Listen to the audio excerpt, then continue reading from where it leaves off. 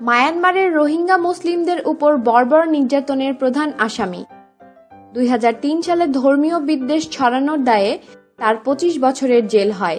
পরবর্তীতে 2010 সালে জেল থেকে মুক্তি লাভ করে সে নিজেকে মায়ানমারের ওসামা বিন লাদেন হিসেবে প্রচার করে।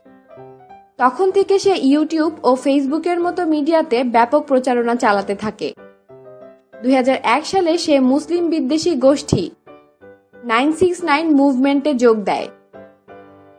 তার বিরুদ্ধে মুসলমানদের বিরুদ্ধে উৎপীড়ন চালানোর জন্য প্রচারণা চালানোর অভিযোগ থাকলেও সে নিজেকে একজন শান্তিপ্রিয় ধর্মযাজক হিসেবেই দাবি করে। অবশ্য সে প্রকাশ্য মুসলমানদেরকে শত্রু বলে দাবি করে। 2013 সালের জুন মাসে প্রকাশিত টাইম ম্যাগাজিনের কভার পেজে তাকে the face of Buddhist terror হিসেবে অভিহিত করা হয়। তুমি দয়া মায়া ভালোবাসায় পরিপূর্ণ হতে পারো, কিন্তু তুমি পাগলা কুত্তার পাশে ঘুমাতে পারো না। মুসলিমদের উদ্দেশ্য করে তার বলা বচন। সে আরো বলে যে আমরা যদি দুর্বল হয়ে যাই তবে আমাদের ভূমি একদিন মুসলিমদের হয়ে যাবে। আমাদের সাথেই থাকুন এবং সাবস্ক্রাইব করুন।